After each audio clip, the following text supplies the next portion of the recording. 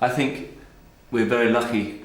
The three of us who aren't Chris are very lucky because he takes the brunt of everything, and it's really, we feel in equal parts grateful and also kind of a little bit guilty because we're fully aware that he takes the brunt. Even if people don't like our music, they normally blame Chris. It's true. As opposed to I blame Chris, Guy, Will, and Johnny. They just say no, I don't like him.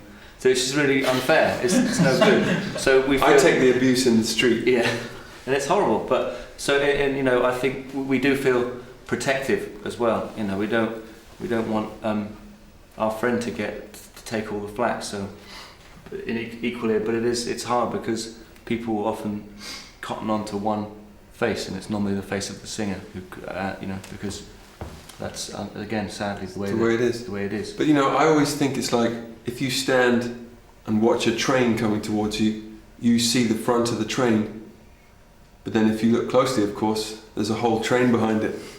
So the way I feel about it is I'm the face, but I would be nothing without the train.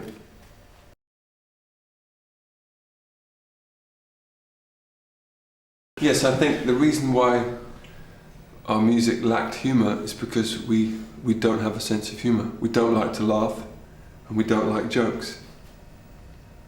Because we're English. Okay. We take things very, very seriously.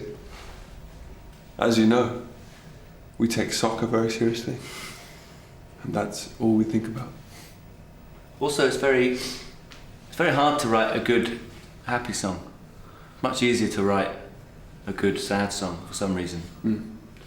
We have a song which will be on our next record, which does have actually a joke in it, but I can't tell you what it is. But I'm just setting it up. No, like I said, if I'm honest, when we were writing songs up until 2005, we would only really write songs from a place of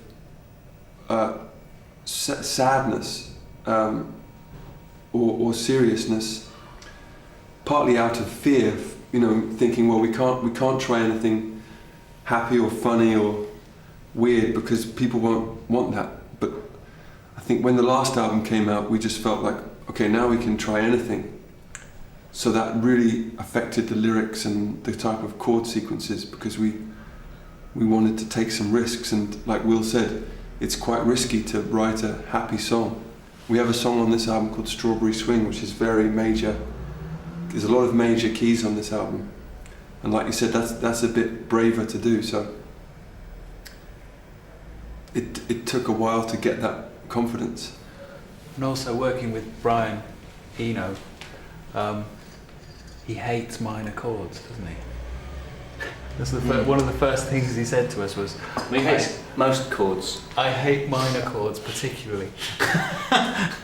We said, well, you're working with the wrong guy.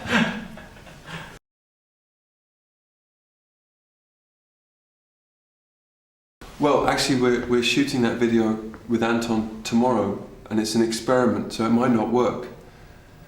So we're all a bit nervous because we're going to try something we've always wanted to try, which is like a video cover version. So it's taking someone else's video and kind of being really inspired by it.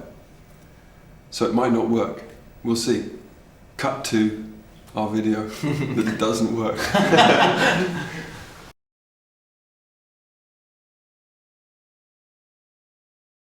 Why is Kylie too sexy for Coldplay? Well, just look at the photograph. Yeah?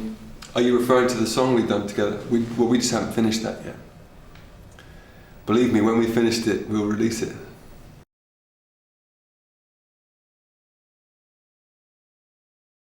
The way we deal with the expectation is by thinking, for every person that's waiting for our album, there's about 2,000 people that aren't waiting for it. So we don't worry too much.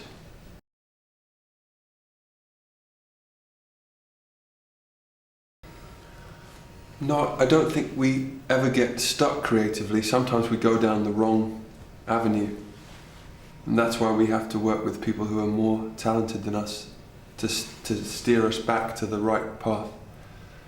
But we don't think of the outside pressures of making a record, because that doesn't help the music.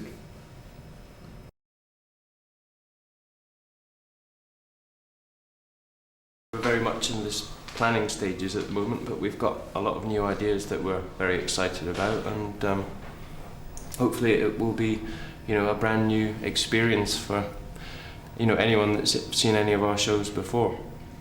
We're putting a lot of energy and effort into making our show different. I think every aspect of this album we wanted to try and make colourful and full of life. I think perhaps maybe because of two things. There's a reaction against, the way that we presented ourselves previously, which is very kind of monochrome and, stark, black and white and things like that. And we visited South America at the beginning of last year, and it was just such a lesson in how brightness. Sorry. It was just such a lesson in how in colour, and how colour can just bursts with life, and it made us think really. Okay. Sorry, don't worry. It made us think very, very hard about how we could embrace that, and in terms of the way that the clothes, and we've painted all our instruments, and just to try and get that spirit of life and colour to come across, and all that will hopefully will come across in the live show.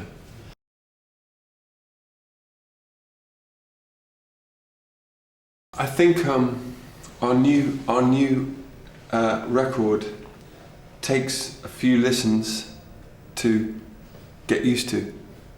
It has lots of new tricks, and some of them work and some of them don't work. But we don't know which ones work. We don't know which ones those are. So we just hope that it will provide a more entertaining 45 minutes than you would have had if you didn't listen to it, if you see what I mean.